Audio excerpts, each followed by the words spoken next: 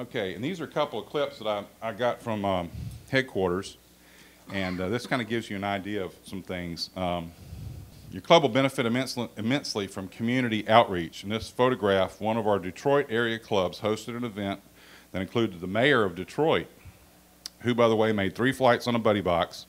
He didn't want to quit.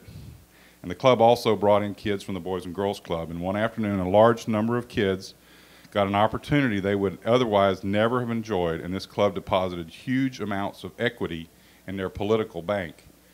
So sometimes just persevering, if you can get that to happen, and then you can get some news media coverage, in a situation like this, which Detroit's a pretty big town, you get the mayor to come out to your local flying field, that's a pretty big deal, I would think. So that's definitely something that you want to pounce on and make that happen. Education roundtables. This is kind of, I won't say a new concept, it's been around for a little while, but the club can get involved in education roundtables that involve all kinds of different things. You can get experts that talk about models or talk about engines or talk about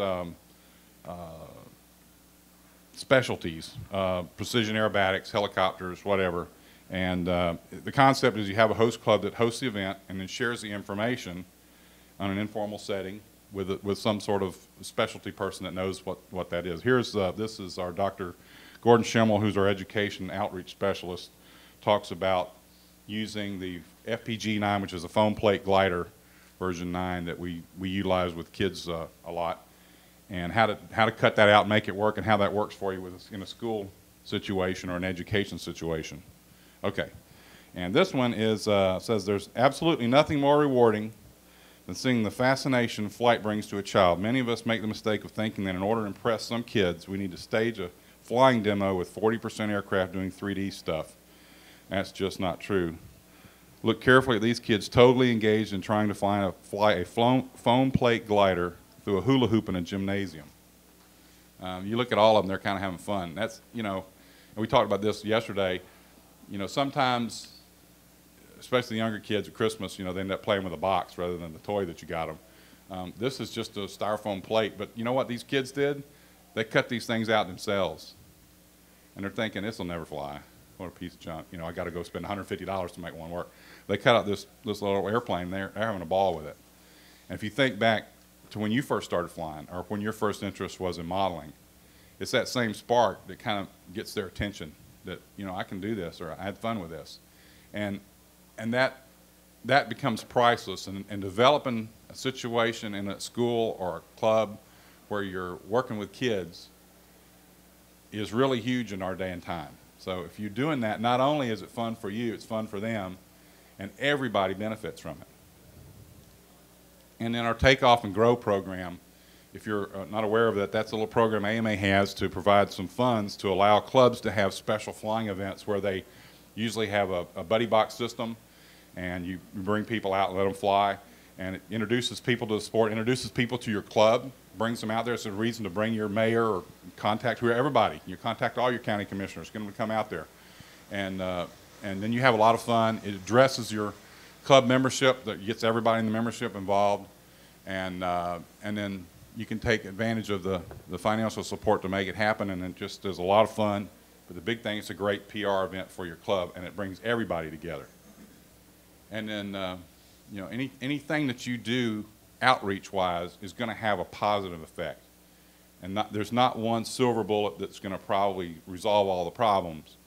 But as you take on the idea that we need to do some outreach, and you chisel away here, and you chisel away here, and you chisel away here, you make good progress, and you'll make inroads in places that you maybe not were sure existed to start with. And when the time comes and you need to lean on somebody, you'll be able to do that because of the relationships and what you've done. Okay, in community, we've got this education through aviation program, which Bill Pritchett is involved in. He's got some great stuff that you don't have to sit down and develop a program. We've got programs that work. He knows which ones work. He's a long-time educator in the school system, and he's very aware of what happens, how to do it, what your club is going to be involved with. It's a matter of you just deciding, yeah, this is something we want to do, and it's going to open doors for you that you never had open before. Okay, so we talked about identifying your strengths and weaknesses, addressing those, and then your rules that you have for your site. The golden rule to me is that everybody should be able to enjoy model airplanes.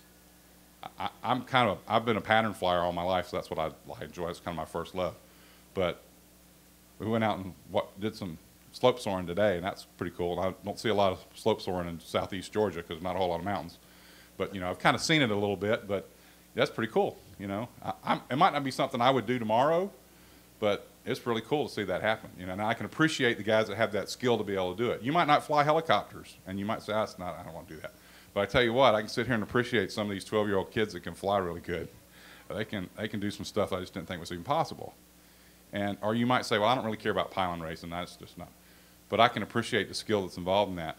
I think to some extent, we all have this love for modeling. If you have a love for modeling, then you understand everybody should have their access to be able to do that and do it safely and enjoy it together. And so if we work towards everybody's, the goal of everybody being able to enjoy modeling, then I think we grow the hobby tremendously. And we open opportunities for those people who maybe feel like they're the outsider and don't get to do much. You open opportunities for them, and all that does is grow your club. And the diversity brings more things to your club that you didn't have before. You get to see somebody bring a helicopter to the field, and you never got a chance to look at one close, and they tell you all about it, and that's pretty cool. So, if you start with that, a lot of good things can happen. Develop your site rules for safety and enjoyment of all pilots, not just and the phone calls I get typically are, we got these helicopter guys, and they just don't fit in with our airplane guys, and we just, we're having this problem. We don't know what to do. Well, all it really is just deciding that they have the right to fly too. Just because you don't enjoy that doesn't mean they shouldn't. Just work it out. Develop a time. Create a schedule. Do something where they can enjoy it. Put yourself in their shoes. It's just a matter of it's not all about me. It's all about us. And we all need to be able to enjoy flying together. Here in just a few minutes, we're going to have a meeting with the FAA. And I guess all you guys have been reading about that. That's a real serious, big-time serious issue. And we don't know exactly where it's going to go. We're going to need everybody to partake in helping us to do what we need to do to resolve this problem. If rules come down that we are not happy with, we need to be able to write letters. And if that involves control line guys or free flight guys or sailplane guys, we need to all be a one voice doing that. So, we need to think about all of our brothers that enjoy modeling, because that's what we are. Enforce your rules. And then, when you can do these things and you're working in your community, you need to let everybody know. Advertise your activities, especially civic activities. You're doing Toys for Tots, put it in the newspaper. Get advertising out. Let everybody know that. Let the county people know that. Let the city people know that. Invite them to come out. Advertise any of your flying events. I mean, you can just say, we're just having a fly-in on Saturday. Well, there's a lot of people who've never seen that before. They don't have a clue what that is. And they come out and see a giant scale airplane or a sailplane fly or a turbine jet or a helicopter fly inverted. They don't know why. How can that thing fly inverted? They've never seen one fly inverted before. So you see those kind of things, and that's something that you can really do to provide new interest in your club, because you'll get people that come out that have never seen that before. And that's what you're talking about to grow your club. Create programs to include neighbors, just like we talked about the little block party. There's a million ideas out there. It's just you have to sit down and think a little bit out of the box. What can we do to invite our neighbors? There's things you can do. You just have to decide if you really want to go down that road. Invite local officials to give your club recognition. Like I said, you can almost make up something. It can just be your 10-year and 2-month anniversary of the flying field and invite the mayor to come out, whatever. But just create a way for them to come out and be involved. If you continue to invite them, they'll eventually come out. And that'll get you the press that you're looking for and the recognition. And then tell AMA about it. Like I said, there's dollars available for that. But not just that, we like to publish those kind of stories. I'm developing archives of different stories of what clubs are doing, what worked in their area. There's other clubs out there like your club, and they're going to benefit from reading your story. And if you have a story about a flying site, I mentioned that earlier, if you have a story about a flying site, a success or a problem, we'd like to hear about it. Write it up and send it to me, because I'm developing this database that will help us help other clubs when you're with the same situation that you may have, even though you might think you're the same. Noise, that's probably our biggest issue in retaining flying sites. Most of the time, we fly and we just don't think about it. You know, some guys would say, well, I love hearing the sound of a nice, hard-running DA 100 in the morning, you know, hearing that engine just screaming and the prop cutting and all that. Well, that noise is great to some people, just like, you know, hearing a NASCAR engine running real fast. So that's really great for some people, and some people just can't stand it. So you have to realize that, you know, what you do impacts other people, and just think about what you can do. I guess if any organization could speak more about noise, it's probably IMAC. Those guys have had more trouble based on aircraft and what's happened in their area than anybody else. And some of it is probably deservedly so, but there's a lot of guys who've done a wonderful job keeping their airplanes quiet, and they just do a great job, and they're quieter than most sport models. So it's just a matter of a philosophy that what you're doing affects other people. So be conscious of noise and do what you can to quiet your airplanes. And we have all kinds of data to help you do that. Be considerate of your neighbors, not just noise, but in flying.